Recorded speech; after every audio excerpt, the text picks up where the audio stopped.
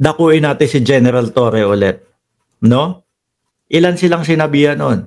Lahat silang senador na nandoon. Uy, napansin ko wala si Jinggoy. Tama ba ako? Wala si Jinggoy Estrada doon sa doon sa hearing na yon. Bakit kaya Ba't wala si Jinggoy? Kasi napansin ko lang, o baka nandun naman, kumbaga, nakaligtaan lang o hindi ko lang nakita. Tama tong sinasabi ni General Torre.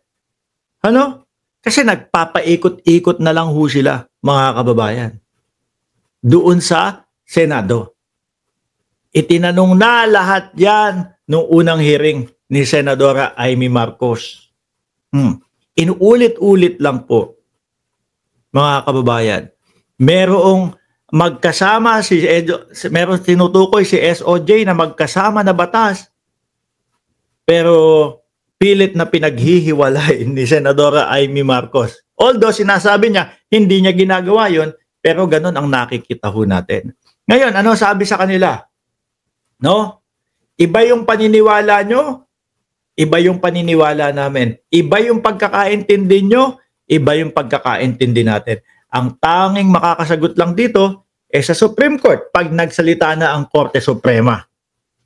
Pagka medyo sinasabi na po ni SOJ yun, mga kababayan, natatahimik na po sila At napansin ko din, kapag nakukorner na ho sila, mga kababayan, biglang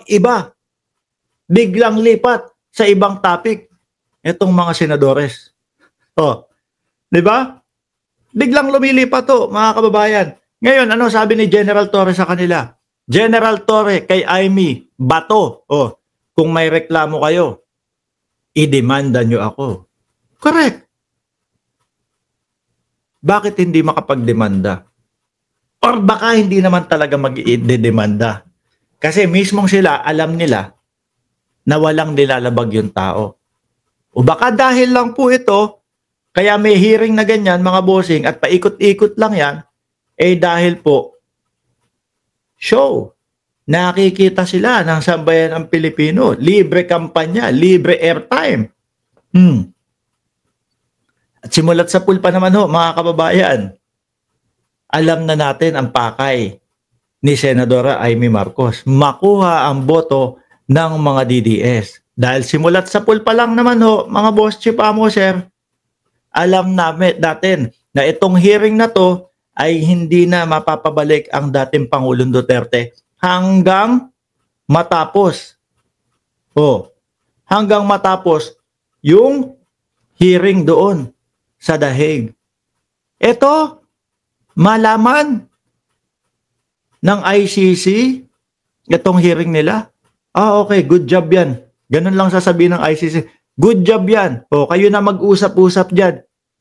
Kung illegal yung pag-aresto sa dating Pangulo, kayo na lang mag-usap-usap dyan. Pero since nandito na si Duterte sa aming lugar, nasa amin na, pina-check naman namin, dinala namin sa ospital, inalam lahat yung kalagayan niya, okay naman.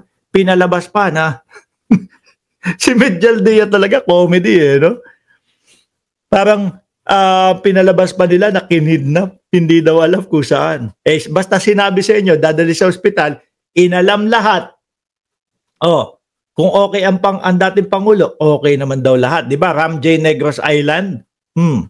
Okay naman daw lahat. Bahala na kayo.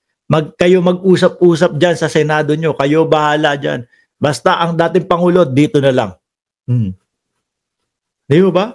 Ngayon, wala akong nakikita na dahilan para sila ay magreklamo o magdemanda kay General Torre. Ang nakikita ko, hindi itong mga magdedemanda, mga kababayan.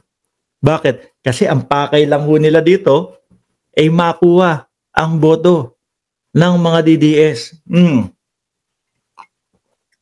Dati mga bossing, bago magganito-ganito si Amy Marcos, pumapasok Pumapasok sa survey, Kahit mga pang-7, pang-8, nasa ganun Nung nagpa-survey na lalong nalintikan mga kababayan.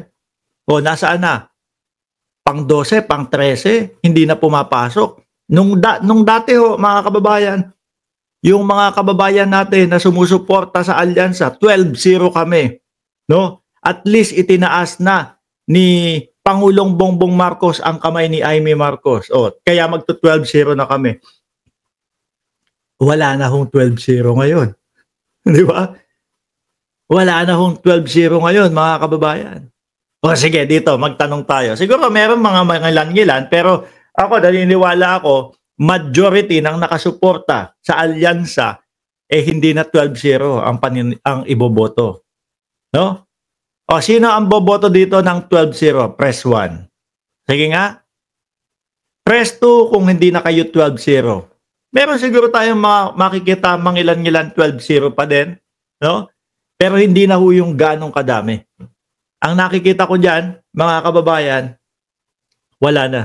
Amy Marcos, tanggal na sa listahan nung nakasuporta kay Pangulong Bongbong Marcos at sa gobyerno ng Pilipinas. Ayan, 2. Yan, si Helen Pagia, magto 12-0 pa din. 2, lahat 2. Diba? Tinabangan mga boss eh. Tinabangan ho, mga kababayan. Alam na show off lang itong na to, itong hearing na to. Ngayon, basahin natin yung mismong sinabi ni General Torre. Hindi ito ang lugar para tayo ay mag-argumento tungkol sa batas. Ito ang panahon para iserve namin ang warrant at dapat sumakay na si PRRD sa eroplano. Tama naman ho, mga kababayan. Sabay basa ng Miranda rights. At sinasabi pa ng mga DDS, lalong-lalo na si Amy Marcos, minadali nyo yung pag-aresto. Bakit nyo minadali? 12 oras na po, Nay. Umpisa ho ng umaga, umabot na po ng kinagabihan. Di ba? Tapos sabay humihingi pa sila ng abogado, si Inday Sara. Kaya sabi, gabi na. Di ba, mga kababayan, gabi na. May 3 abogado na kasama sila dito. Simula umaga hanggang sa paglipad. Kasuhan nyo. Di ba? At ito ho, mga kababayan, mapapatunayan na sincero sila doon sa kanilang ginagawa kung magkakaso talaga sila kay General Torre. Aabangan natin yan. Pero kapag wala silang naikaso kay General Torre, wala. Mahahalata ng sambayan ng Pilipino na hindi sila sincero doon sa ginagawa nilang hearing. Na show off lang yon dahil mag-e-election na, mga kababayan. Mag-e-election na Mahal lang airtime. Mahal lang airtime.